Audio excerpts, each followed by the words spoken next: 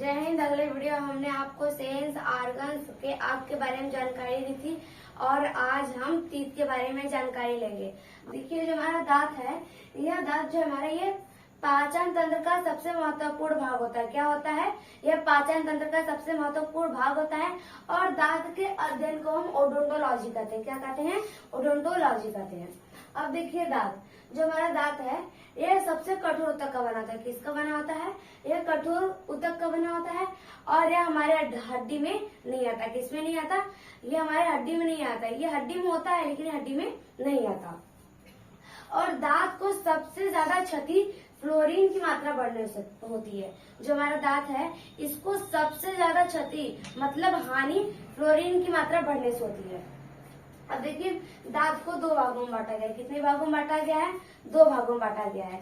पहला बाह्य भाग और दूसरा आंतरिक भाग। बाह्य भाग में देखिए हमारा इनेमल यह दांत का सबसे कठोर और सफेद भाग होता है। यह कैल्शियम, फास्फोरस और खनिजों से मिलकर बना होता है। जो हमारा इनेमल है दांत, ये कैल्शियम, फास्फोरस और खनिजों से मिलकर बना होता है। देखिए जो हमारा जबड़ा है ये सबसे कठोर और मजबूत भाग होता है। क्या होता है? सबसे कठोर और मजबूत भाग होता है। अब देखिए हमारा आंतरिक भाग। आंतरिक भाग में देखिए हमारा डेंटाइन जो है यह हमारे तंत्रिका के संपर्क में रहता है। किसके संपर्क में रहता है? तंत्रिका के संपर्क में रहता है। जैसे देखिए हमारा क्या है, ये ऊपर वाला इनेमल है और इसका जो बीच वाला भाग है ये हमारा डेंटाइन है। क्या है? डेंटाइन है। और ये हमारी क्या है? तंत्रिका, मतलब ये हमारी नस है जिसके संपर्क में रहता है। किसके संपर्क में रहता है? ये हमारी तंत्रिका या नस के संपर्क में रहता है। और दांत का 80% भाग डेंटाइन से घिरा होता है। किससे घिरा होता है? डेंटाइन से घिरा होता है। अब देखिए जो हमारा तंत्रिका है नस, उसका हमारे दांत में क्या कार्य होता है? देखिए जो बड़े बुजुर्ग लोग होते हैं उनका जो होता है डेंटाइन इनेमल, उनका जो इनेमल होता है वो घिस जाता है। क्या हो जाता है? घिस जाता है। जब वो ठंडा पानी पीते हैं तो जो पानी है वो डेंटाइन में लगता है। किसमें लगता है? डेंटाइन में लगता है। तो हमारे डेंटाइन के संपर्क में क्या होता है? नस होता है। तो हमारे नस में वो पानी ठंडा लगता है जिससे कि बुजुर्गों को पानी ठंडा लगता है। अब देखिए दांत के 4 प्रकार होते हैं। कितने प्रकार होते हैं? दांत के 4 प्रकार होते हैं। पहला इंसीजर को हम हिंदी में कृंतक कहते हैं और दूसरा कैनाइन को हम हिंदी में रदनक कहते हैं और तीसरा क्या है? प्रीमोलर को हम हिंदी में अग्रचौवर्णक कहते हैं और चौथा क्या है? मोलर को हम हिंदी में चौवर्णक कहते हैं। अब देखिए इंसीजर की संख्या 8 होती है। कितनी होती है? 8 होती है। जो इंसीजर है ये 4 नीचे और 4 ऊपर होता है। क्या होते हैं? ये 4 नीचे और 4 ऊपर होते हैं। हम इसे स्माइल टीथ भी कहते हैं। क्या कहते हैं? इसे स्माइल टीथ भी कहते हैं। अब देखिए हमारा कैनाइन को हम हिंदी में रदनक कहते हैं। इनकी संख्या 4 होती है। कितनी होती है? 4 होती है। यह जैसे देखिए हमारा क्या है? कैनाइन है। क्या है? कैनाइन है। इनकी संख्या 4 होती है। ये 2 ऊपर और 2 नीचे होते हैं। क्या होते हैं? यह 2 ऊपर और 2 नीचे होते हैं और यह अधिक गहराई में होते हैं। कहाँ होते हैं? यह अधिक गहराई में होते हैं और यह नुकीले होते हैं। क्या होते हैं? यह नुकीले भी होते हैं। और तुम्हारा देखिए तीसरा क्या है? प्रीमोलर को हम हिंदी में अग्रचौवर्णक कहते हैं। इनकी संख्या 8 होती है। देखिए हमारा क्या है? ये हमारा प्रीमोलर है। क्या है? प्रीमोलर है। ये 2 इस बगल और 2 उस बगल होता है। क्या होते हैं? 2 इस बगल और 2 इस बगल होते हैं। तो इनकी संख्या 8 होती है क्योंकि यह 4 नीचे और 4 ऊपर होते हैं। क्या होते हैं? 4 नीचे और 4 ऊपर होते हैं। यह बच्चों में नहीं पाया जाता है। जो हमारा प्रीमोलर है यह बच्चों में नहीं पाया जाता है। अब देखिए हमारा क्या है? मोलर को हम हिंदी में चौवर्णक कहते हैं। इनकी संख्या 12 होती है। जो हमारा मोलर है, देखिए ये क्या है हमारा? ये हमारा मोलर है। मोलर हमारा 3 इधर है और 3 इधर है तो क्या हो जाएगा? हमारा 6 हो जाएगा। और 6 नीचे और 6 ऊपर तो क्या हो जाएंगे? हमारे 12 हो जाएंगे। तो जो हमारा मोलर है इनकी संख्या 12 होती है और यह भोजन को पचाने में सहायक होते हैं। जो हमारा मोलर है यह भोजन को पचाने हमारी सहायता करते हैं। ये जो अब देखिए विजन टीथ को हम हिंदी में अक्कल दांत कहते हैं। ये चौड़क का ही भाग होता है। जो हमारा विजन टीथ है ये चौड़क का ही भाग होता है। यह 20 से 25 वर्ष के बाद आता है। क्या 20 से 25 वर्ष के बीच में आता है। जैसे देखिए ये तो जो हमारा मोलर है, इनकी ये तो दो थी, क्या थे, ये दो ही थे। लेकिन जो 20 से 25 वर्ष में बीच में थे वायक्स, जो बड़े थे वायक्स 20 से 25 वर्ष के बीच में, तो उनमें एक और दांत आ गया। क्या आ गया, एक और दांत आ गया। वो भी चौड़ा का ही भाग, किसका भाग था, चौड़ा का ही भाग था। तो वो 20 से 25 वर्ष के बाद में आता है, तो उसे हम विषम तीत कहते हैं। जब वो आता है तो उसको मिलाकर हमारे कितने जाते हैं, ये मोलर 12 हो जाते हैं। कितने हो जाते हैं, 12 हो जाते हैं। अब देखिए हमारा मानव दांत के दो अवस्था होते हैं। जो हमारे मानव दांत हैं, इनके दो अवस्था होते हैं। पहला क्या है, दूध के दांत, इसे हम अस्थायी कहते हैं। क्या कहते हैं, अस्थायी। और हम इसे टेम्पोररी टीथ भी कहते हैं। क्या कहते हैं, टेम्पोररी टीथ भी कहते हैं। और दूसरा क्या है, अस्थायी। क्या है, अस्थायी दांत, इसे हम परमानेंट टीथ कहते हैं। क्या कहते हैं, परमानेंट टीथ कहते हैं। अब देखिए टेम्पररी टीथ की संख्या, इनकी संख्या 20 होती है। कितनी होती है, इनकी संख्या 20 होती है। और इनकी आयु 13 से 15 वर्ष तक होती है। जो हमारी टेम्पररी टीथ है, इनकी आयु 13 से 15 वर्ष के बीच में होती है। और यह 13 से 15 वर्ष के बीच में ही टूट जाते हैं। और देखिए हमारा अस्थायी, अस्थायी हमारे परमानेंट टीथ होते हैं। क्या होते हैं, परमानेंट टीथ होती हैं। इनकी संख्या 32 होती है। क्या होती है, 32 होती है। जैसे कि जो हमारे टेम्पोररी टीथ हैं, इनमें से 20 दांत तो टूट जाते हैं। जब वो टूट जाते हैं दांत, तो वहीं में हमारे 20 नए दांत आ जाते हैं। क्या होते हैं, हमारे 20 नए दांत आ जाते हैं। तो जो 12 दांत हैं वो नए होते हैं। क्या होते हैं, 20 दांत तो टूटते हैं, फिर उसके स्थान में हमारे नए दांत आते हैं। फिर 12 दांत एक्स्ट्रा आ जाते हैं। क्या आ जाते हैं, 12 दांत एक्स्ट्रा आ जाते हैं। तो हमारे 32 दांत हो जाते हैं। इनका जीवन पर्यंत, ये हमारे जीवन भर रहते हैं। क्या होते हैं, ये हमारे जीवन तक रहते हैं। और कभी कभी पेपर में यह भी पूछ देता है कि मानव जीवन में दांतों की कुल संख्या, जो मानव जीवन है उनकी पूरे दांतों की कुल संख्या 52 होती है। कितनी होती है, 52 होती है। कैसे, अब देखिए कैसे। जो पहले वाले दांत थे, जो टूट गए थे, उनकी संख्या कितनी थी, 20। और जो बाद में दांत हैं, तो उनकी संख्या कितनी थी, 32। तो उन दोनों को जोड़ देंगे तो हमारे कितने आएंगे, 52 दांत हो जाएंगे। कितने हो जाएंगे, 52। अब देखिए हमारे दांतों का कार्य, दांतों का कार्य में पहले हमारे देखिए इंसीजर, इनकी संख्या 8 होती है। इन्हें हम स्माइल टीथ भी कहते हैं। हमने आपको बात पहले ही बता दिया था। और जो हमारा इंसीजर है, ये आगे के दांत होते हैं। क्या होते हैं, ये आगे के दांत होते हैं। इनका कार्य भोजन को पकड़ना, काटना और कुतरने का कार्य करते हैं।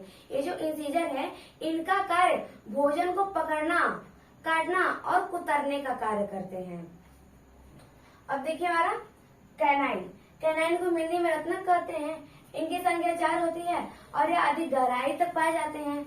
और ये जो हमारा कैनाइन रत्नक है, ये नुकीले होते हैं। क्या होते हैं, ये बहुत नुकीले होते हैं। जैसे देखिए हमारा क्या है, कैनाइन है। ये क्या है, एक कैनाइन है। ये नुकीले होते हैं और यह अधिक गहराई तक पाए जाते हैं। क्या पाए जाते हैं, अधिक गहराई तक पाए जाते हैं। ये जो कैनाइन है रत्नक, ये भोजन को चीरने और फाड़ने का कार्य करते हैं। बहुत साल पहले जो हमारे पूर्वज रहा करते थे, वो कच्चे मांस खाया करते थे। क्या खाया करते थे, कच्चे मांस खाया करते थे। और वो मांस क्यों खाया करते थे, वो जो पूर्वज हमारे, वो मांस क्यों खाया करते थे, क्योंकि उस समय न ही अनाज था, न ही कोई चीज था। उस समय तो विकास भी किसी चीज का नहीं हुआ था। आज जो हम लोग मकान में रह रहे हैं, उस समय उनको भी यह नहीं पता था। उस समय वो जानवरों की अवस्था में थे, पेड़ पर बंदरों की तरह रहते थे, पेड़ पर रहते थे हमेशा। तो उस समय वो जो दांत था उनका, कैनाइन रत्नक, वो बड़े बड़े होते थे। क्या होते थे, बड़े बड़े होते थे। क्यों, क्योंकि वो मांस खाते थे। जो हमारा कैनाइन है, वो उस मांस को चीरने और फाड़ने का कार्य करता था। इसलिए पूर्वजों में यह बड़ा बड़ा पाया जाता था। जैसे कि धीरे धीरे विकास हुआ, तो उसी तरह हम लोग सामान्य हुए, तो उसी तरह हमारा दांत भी सामान्य होने लगा। अब देखिए हमारा प्रीमोलर को हम हिंदी में अग्रचवर्णक कहते हैं। इनकी संख्या 8 होती है और यह बच्चों में नहीं पाया जाता था, यह हमने आपको बताया था।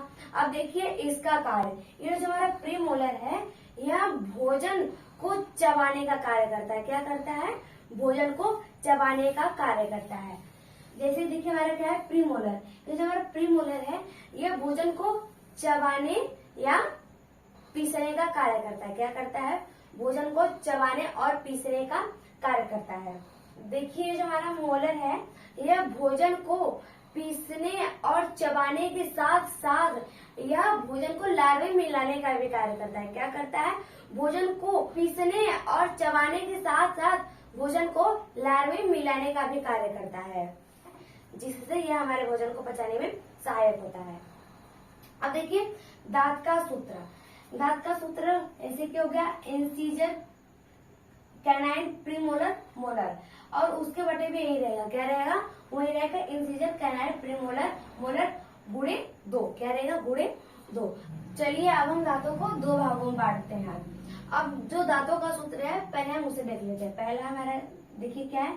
इंसीजर, कैनाइन, प्रीमोलर, मोलर, फिर उसके बटे वही रहेगा। क्या रहेगा? इंसीजर, कैनाइन, प्रीमोलर, मोलर गुणे 2। क्या रहेगा? गुणे 2। अब देखिए वयस्क में, वयस्क में जो हमारा इंसीजर है, कृतक, कृतंक, इनकी संख्या 2 होती है। क्या होती है?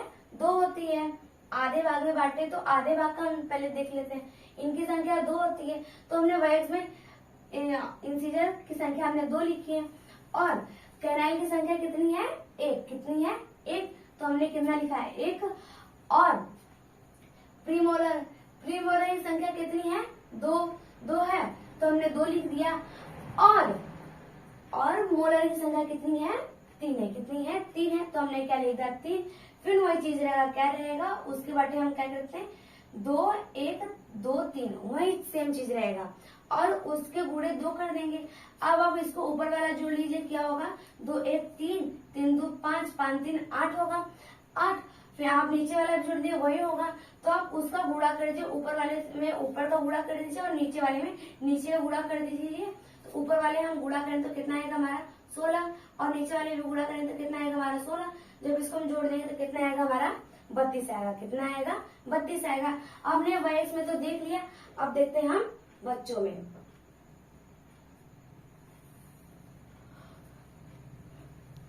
अब देखिए बच्चों में इंसीजर तो होते ही हैं। बच्चों में इंसीजर 2 होते हैं। क्या होते हैं? आधे भाग। पहले हम आधे भाग का देख लेते हैं। इंसीजर बच्चों में 2 होते हैं। 2 तो इंसीजर हो गया और कैनाइन 1 होते हैं। कितने होते हैं? 1 होते हैं। जो हमारा प्रीमोलर है यह बच्चों में नहीं पाया जाता है, तो हम 0 लिख देते हैं। अब देखिए मोलर तो बच्चों में पाया जाता है 2, लेकिन यह जो विसर्जित अक्कल दांत है यह बच्चों में नहीं पाया जाता है। क्यों? क्योंकि यह 20 से 25 वर्ष के बीच में आता है। क्या आता है? 20 से 25 वर्ष के बीच में आता है, इसलिए बच्चों में नहीं पाया जाता है। तो हम मोलर कितना लिखते हैं? 2 लिख देते हैं। अब गिनिए, ये ऊपर वाला गिन लीजिए कितना होगा? 2, 2, 1, 3, 2, 5। अब नीचे वाला वो ही रहेगा, तो ऊपर वाला को ऊपर में गुणा कर दीजिए और नीचे वाले के नीचे में गुणा कर दीजिए। तो 5 दूनी 10 हो जाएगा। ऊपर वाले में 10 हो गया, ऊपर वाले हमारा एक 10 हो गया और नीचे वाले में 10 हो गया, तो इसको जोड़ देंगे तो कितना आएगा? 20। तो बच्चों में दांत जो है वो 20 पाए जाते हैं। कितने पाए जाते हैं? 20 पाए जाते हैं।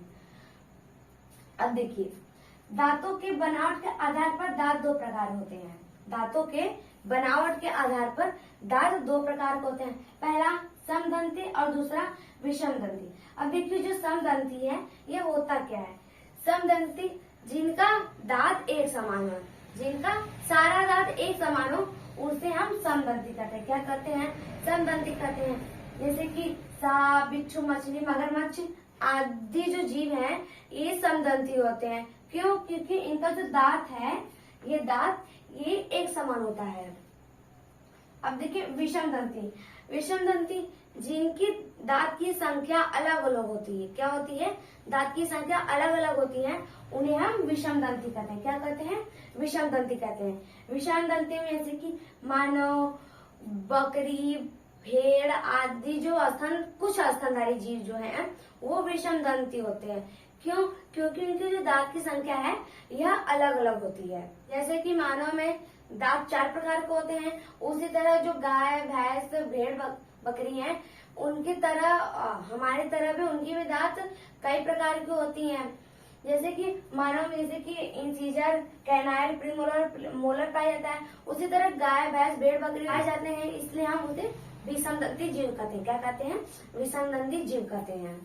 अब हमने टीथ के बारे में पढ़ लिया।